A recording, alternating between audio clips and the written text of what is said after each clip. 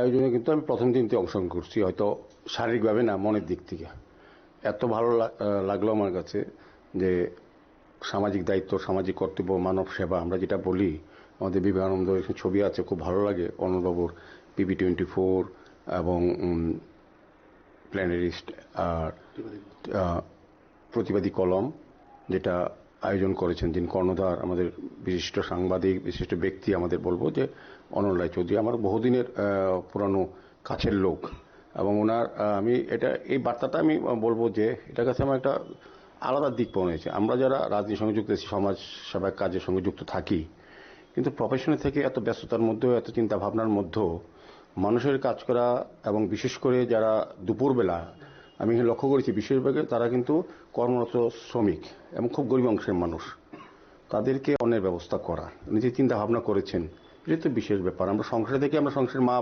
বাবাদের অনেকে খাওয়া দিই না, শিক্ষা দীক্ষা টাকা অর্থ আছে, নিজের পরিবারকে প্রতিপালন করতে পারি না সুন্দরভাবে। উনি এতটা ব্যস্ততার মধ্যেও ওনার সংসার, ওনার ধর্ম কর্ম সমস্ত বাইরেও, প্রফেশনের বাইরে গিয়ে উনি কিন্তু একটা মানব সেবায় যুক্ত হয়েছেন। আজকে ৬৮ দিন হয়েছে, উনি টানা চালিয়ে যাবেন এই অন্নমঙ্গল অনুষ্ঠান। তো এটা আমার খুব ভালো লেগেছে। আমি বললাম তো যে মানসিকভাবে প্রথম দিন থেকে ওনাকে সমর্থন করেছি, এবং আমার মনে হয়েছে যে এটা ভালো কাজ করছেন। আজকে এসে দেখেছি সত্যি সত্যি এটা প্রশংসা কতটা করতে পারবো আমার এই সীমিত জ্ঞানের মধ্যে, কিন্তু বলবো এটা বিশাল কাজ করছেন। আমাদের বিবেকানন্দের ভাষায় যেটা মানুষকে সেবা করা তবে ভগবানকে সেবা করা, আমি বলবো অনলবাবু ঠাকুরেরই ভগবানের সেবা করছেন, মানুষকে সেবা করছেন মানে ভগবানকে সেবা করছেন। এটাই অনুকরণীয় হওয়া উচিত, এটাই অনুপ্রেরণা হওয়া উচিত প্রত্যেকের।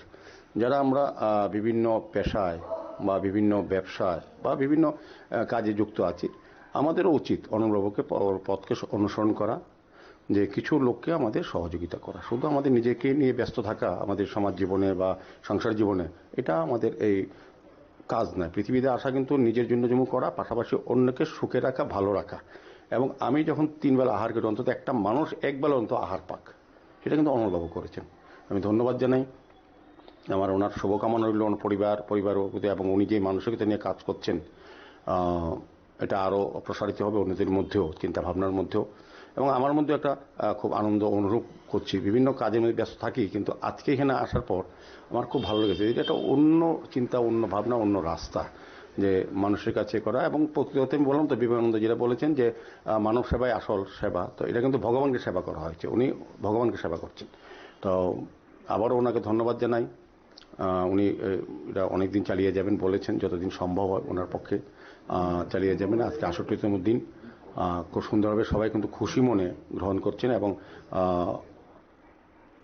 আমি বলবো যে এটা রাজ্যে একটা নতুন একটা চিন্তা ভাবনা, সবাই তাদের দিক থেকে কিছুটা করেন, কিন্তু এত ব্যাপকভাবে সমস্ত কিছু ঊর্ধ্বে ওঠে অন্নমঙ্গল অনুষ্ঠান করা, এটা কিন্তু মনের ব্যাপকতা না থাকলে বা মানুষের জন্য ভাবনা না থাকলে বা ভগবানের আস্থা না থাকলে এই কাজটা করতে পারেন না। আমি আবারও অনল চৌধুরী এবং PB24 এবং প্রতিবাদী কলমের সঙ্গে যারা যুক্ত আছেন পরিবারবর্গকে অনেক অনেক ধন্যবাদ জানাচ্ছি। আমার আশা থাকবে যে অনলবাবুর পথ অনুসরণ অন্যরাও করবেন।